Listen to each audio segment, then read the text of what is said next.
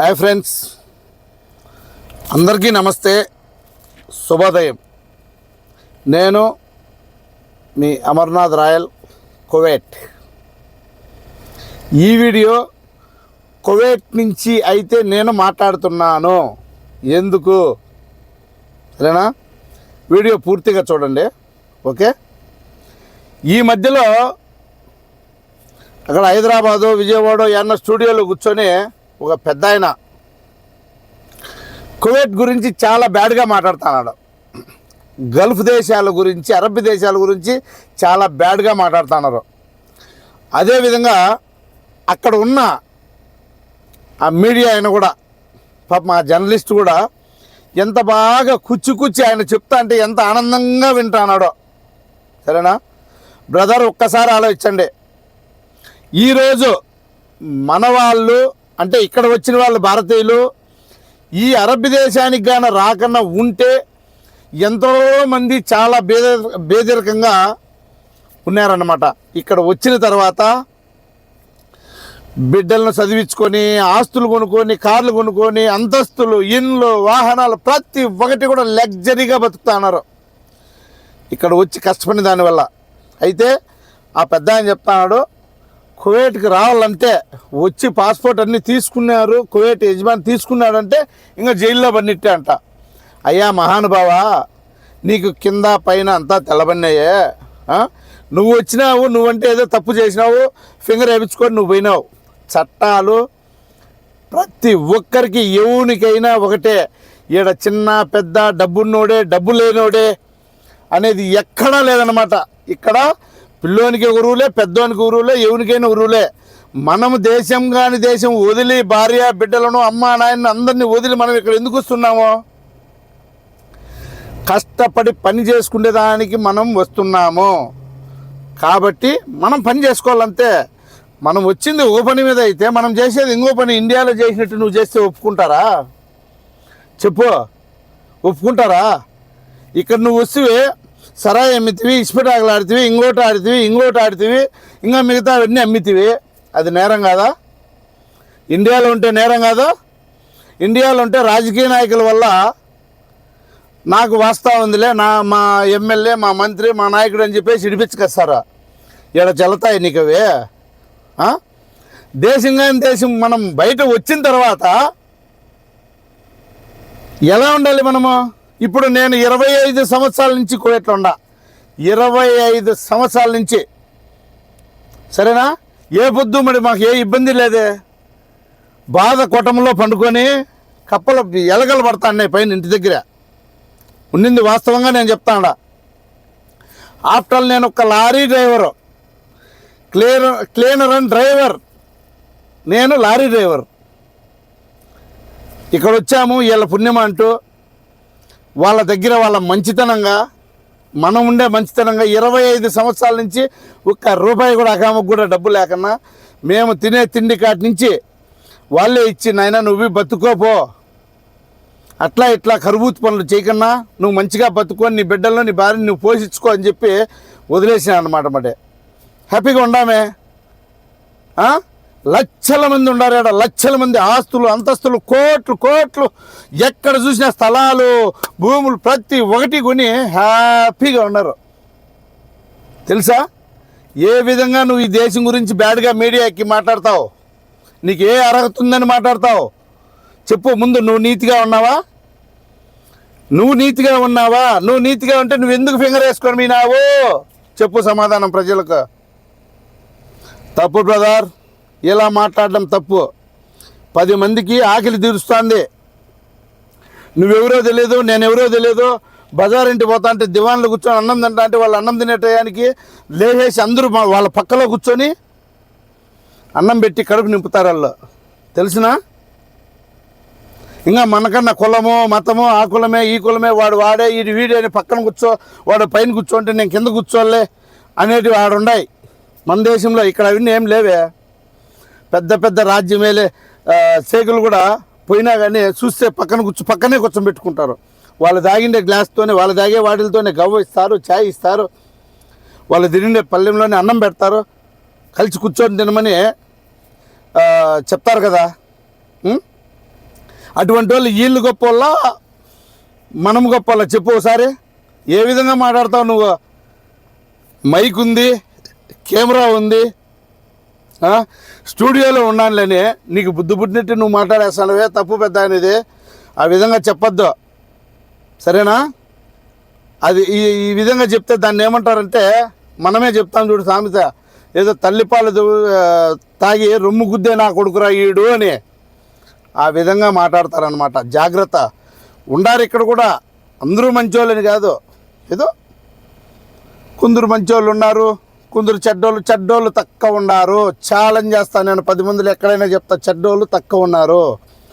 మంచోళ్ళు మానవత్వం ఉండోళ్ళే చాలామంది ఉన్నారు. అందులో నువ్వు ఆ కులమే, నువ్వు ఈ కులమే అనేవాళ్ళు కూడా తక్కువ ఎవరు లేరు అంతగా కూడా. మనం కరెక్ట్గా వాళ్ళ దగ్గర ఉన్నామంటే మనల్ని ప్రేమిస్తారు, మనకు మంచిగా చేస్తారు, మనకి ఏమున్నా కానీ వాళ్ళు చూసుకుంటారు.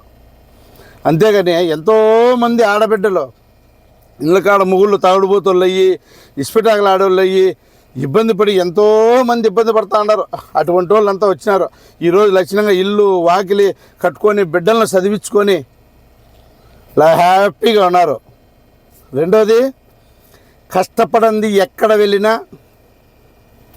డబ్బు రాదు కదా ఊరికేనే. మనం వచ్చేదే కష్టానికి వస్తానము, కష్టపడుకో, డబ్బు సంపాదించుకో. ఈ విషయంలో బద్వేలు అయితే నిజంగా తెల్లారుజామున 3 గంటల పనికి పోయి మళ్ళీ 11 గంటలకు వస్తాడు ఎండాకాలం. బిడ్డలో ఎంత కష్టపడుతూ ఉన్నారో. అయితే వాళ్ళ కష్టానికి ఫలితం దక్కించుకుంటున్నారు వాళ్ళు, సరేనా? కాబట్టి ఇక్కడ వచ్చిన వాళ్ళు అంతా సక్సెస్ అయిన వాళ్ళే. ఏదో వాళ్ళ నసీబ్, వాళ్ళ టైం యాడిపోయినా కానీ అదే ఇదేదో చెప్తారు చూడు, బూడిదలో పోసిన పన్నీర్ మాదిరిగా. ఆ మాదిరిగా వాళ్ళ టైం సరిలేనప్పుడు కొన్ని బ్యాటరీలు జరుగుతాయి. ఇక్కడ కూడా జరగలేదనిలా. కాబట్టి ఎన్నో జరిగిందని అందరినీ ఒకటే గూటికి కట్టేసి కువైట్కి పోతే అట్లుంటుంది ఇట్లుంటుంది, పాస్పోర్ట్ పెరుకొని వాడిని అది చేస్తారు ఇది చేస్తారు అంటారు. ఏ విధంగా మాట్లాడుతానో పెద్ద అయినా నువ్వు. 10 మందికి అన్నం పెట్టే దేశం ఇదే. ఆ విధంగా మాట్లాడద్దు, తప్పు అదే. నీ తప్పు తెలుసుకో. నువ్వంటే ఏదో ఇది వినావని చెప్పి ఉండోళ్ళందరూ నీ మాదిరి మాట్లాడి ఇంటికాడ ఇక్కడ వచ్చిన వాళ్ళకు విలువ లేకుండా చేస్తున్నారు మీలాంటి వాళ్ళు, తెలుసా? ఎవరు కూడా మన భారతదేశంలో ఉన్న మన వాళ్ళకి అందరికీ నిజంగా నేను చేతులు ఎత్తి ముక్కుతానా, ఆ పెద్ద ఆయన చెప్పేటివి ప్రతి ఒక్కటి ఫేక్, అబద్ధం. ఇప్పుడు ఇక్కడ వస్తాడు, బ్రాస్లెట్ వేసుకుంటాడు, చైన్ వేసుకుంటాడు, గోల్డ్ వేసుకొని పోతాడు, వాడిని చూసి ఇది అవుతారంటే అవును, కష్టపడి సంపాదించుకుంటాడు, పోయేటప్పుడు గౌరవంగా పోతాడు, దాంట్లో తప్పేముంది, వాడేం దొంగతనం చేయలే కదా. ఆ ఆశపడి ఇక్కడ వచ్చే కదా సంపాదించుకుంటాడు. అదే చూస్తున్నారు కదా మీరు కూడా. 100 మందిలో ఒక 5-6 మంది ఫెయిల్యూర్, ఒక 10 మంది ఫెయిల్యూర్, 90 మంది సక్సెస్. తెలుసు కదా ఎందుకే ఎలా మాట్లాడుతున్నారు? కూడుబెట్టే దేశం గురించి బ్యాడ్గా మాట్లాడుతున్నారు. అందుకే దాన్నే నీతిమాలి కుక్కలు అంటారు అటువంటి వాళ్ళను, సరేనా? ఇంకో మీదట ఎప్పుడు కూడా ఆ విధంగా దయచేసి కువైట్ గురించి కానీ ఈ గల్ఫ్ దేశాల గురించి కానీ బ్యాడ్గా మాట్లాడద్దండి. కష్టాలు నష్టాలు వస్తాయి, కొన్ని తావులు ఏదో ఇట్లుంటుంది, కొన్ని తావులు మన వాళ్ళు ఏమనుకుంటారో, పని చేయని బియ్యంలో ఆడబిడ్డలు కూడా ఏమనుకుంటారో ఏమో, ఆడికి పోతే జీతం వస్తుంది, నగా నట్టు కొనుక్కోవాలని వస్తారనమాట. ఆ ఆశలతో కొంచెం ఇప్పుడు 10 మంది సంసారంలో మనమే 4 ఇంట్లో ఉంటే 4 ఒకరిని చూసి ఒకరు కుదరదు అనమాట. ఏదో సమస్య వస్తూ ఉంటుంది, కాదంటే అడ్జస్ట్ చేసుకొని పోతా ఉండాల. అంతవరకే కానీ అంత మట్టుకున్న ఆ ఇల్లు అంతా మంచిది కాదంటే తప్పు కదా అదే. చూడండి సోదరులారా, ఎవరు కూడా మన ఇండియాలో ఉన్నోళ్ళు మన వాళ్ళు అయితే నిజంగా నేను మానవ దృఢంతో నేనైతే చెప్తాడా, ఇక్కడ దేశాలను ఎవరు తప్పులు పట్టాల అవసరం లేదు. వీళ్ళలో మానవత్వం అయితే ఉంది. అట్లా ఉండకంటే మన భారతీయులుగా, మనం హిందువులుగా ఇక్కడ వచ్చి బతకలేం. వాస్తవం. ఇంకా మనకు చెప్పు, మన దేశంలో చెప్పు ఉండాయన్నీ. నీ పక్కలో తింటాడు, నీ ఇంట్లో తింటాడు, నీకే తింటాడు. అబ్బా వాడు అన్నం పెట్టినాడు కడుపు నిండా, వాడిని పిల్లాన్ని కూడా ఇస్తే బాగున్నే అనేవాళ్ళు మన దేశంలో ఉన్నారు, సరేనా? తెలుసుకోండి అబ్బా. మాట్లాడేటప్పుడు మీడియా ఉందిలే, పైకి ఎక్కి మాట్లాడేస్తాంలే, ఏదో వీసులు వస్తాయి, అది వస్తాయి, ఇది వస్తాయి అని మాట్లాడడం చాలా తప్పు.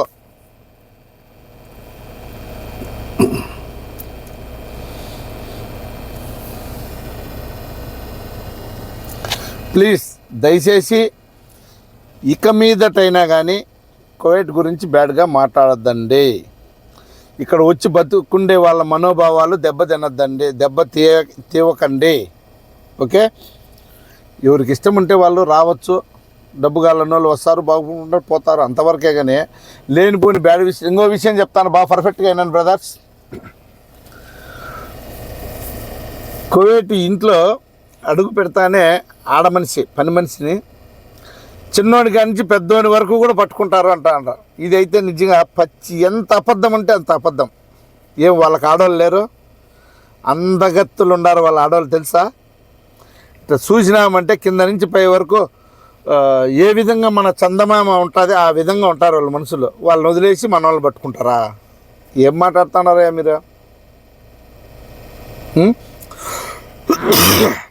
కాదంటే ఎవడో ఈ ముసలోళ్ళు ముత్తకోళ్ళు ఎవడో లఫ్ట్ నా కొడుకులు ఉంటారు, కొన్ని ఏదో చూసి ఏమన్నా ఒకవేళ జరుగుతాయేమో, అది భగవంతుని తెలియాలి. అంతేగాని పోయిన మనిషినల్లా ఈ విధంగా పట్టుకుంటారు, వ్యభిచారం చేస్తారు, ఇది చేస్తారు అనేది తప్పు. మన ఈ వాళ్ళేని ఉన్నాయాడా? పబ్లిక్గా వెళ్ళిపోతా అన్నారే, కాలేజీలు వింటే పోయి ఇట్లా వెళ్ళిపోతా అంటారు, తప్పు కదా అది. అటువంటి వాళ్ళు కష్టపడి ఇక్కడ వచ్చిన వాళ్ళను ఈ విధంగా మాట్లాడడం మీరు ఎంతవరకు కరెక్ట్ మాట్లాడుతాను బ్రదర్? స్టూడియో ముందర కూర్చొని గడ్డము మీసాలు ఎట్టు పెట్టుకొని తిప్పి తిప్పి చెప్తాడవే. నువ్వు మాట్లాడే ప్రతి ఒక్క మాట కూడా రాంగ్ మాట్లాడినావు, చాలా రాంగ్ మాట్లాడినావు. గల్ఫ్ దేశాలకు వచ్చిన భారతీయులు ప్రతి ఒక్కరిని కూడా కించపరిచిగా మాట్లాడినావు. నువ్వు ఆ విధంగా మాట్లాడొద్దు. ఇంకా మీదట మాట్లాడేటప్పుడు కొంచెం జాగ్రత్తగా మాట్లాడు, సరేనా? ఓకే బాయ్, నమస్తే బ్రదర్స్. అతను చెప్పేటివన్నీ ఫేక్. ఎవరైనా కానీ రావాల్సిన వాళ్ళు రావాలనుకుంటే, మనకి ఇంటికాడ బతుకు తెరువు లేకుండా నేను పోయి బతుకు దేవుడా నేనేదో బతుకుంటాను కష్టపడుకుంటాను అనేవాళ్ళు ఉంటే రాండి, కష్టపడి బతుక్కోండి. ఎంతోమంది మనోళ్ళు ఈ పొద్దు వ్యాపారవేత్తలు ఉన్నారు, బండ్లు కార్లు చూస్తాను, లగ్జరీ కార్లలో తిరుగుతున్నారు, తెలిసిన? ఒక్కో మనిషి 10 మంది వర్కర్లు పెట్టుకొని బతుకు తెరువు ఇచ్చి చేసుకుంటున్నారు. ఆఫ్టర్ ఒక ఆడమనిషి 10 మందికి బతుకు తెరువు ఇస్తుంది. మేము ఉండే కాడ 10 మందికి బతుకు తెరువునిచ్చి ఒక్కొక్కరికి జీతం 50,000 జీతం ఇచ్చి బతుకు తెరువు ఇస్తుంది, సరేనా? ఊరికే లేనిపోయినవన్నీ అపందాలన్నీ వేసి జనాలలో కువైట్ గురించి బ్యాడ్గా మాట్లాడద్దండి, తప్పది. Okay bye. నేనైతే ఈ వీడియో ఎవరిని కించపరిచి ఏ ఉద్దేశంతో అయితే నేను మాట్లాడాలా, ఆ పెద్ద ఆయన మాట్లాడే మాటలు వింటా అంటే నిజంగా చాలా బాధ అయింది మనసుకు. ఒరే, మనం ఏ ఊరికి వచ్చినాము, ఊరుగాని ఊరు, దేశంగాని దేశం, మనం ఎక్కడ వచ్చినాము, వీళ్ళతో ఏదో బాగుపడుతున్నాము, కష్టపడుకుంటాను, చేసుకుంటాను, 4 రూపాయలు డబ్బు సంపాదించుకుంటాను, ఎందుకు దీని గురించి ఈ పెద్ద మనిషి బ్యాడ్గా మాట్లాడుతున్నాడు అనేది కొంచెం బాధ అయ్యి నేను ఈ వీడియో చేయాల్సి వచ్చింది. అంతవరకే. నేను మాట్లాడినవన్నీ వాస్తవాలే 100%. ఏదో ఓ 10% జరుగుతూ ఉంటాయి, మామూలు అవన్నిటికీ మనం చెప్పలేం. ఓకేనా? ఓకే బాయ్, జై హింద్.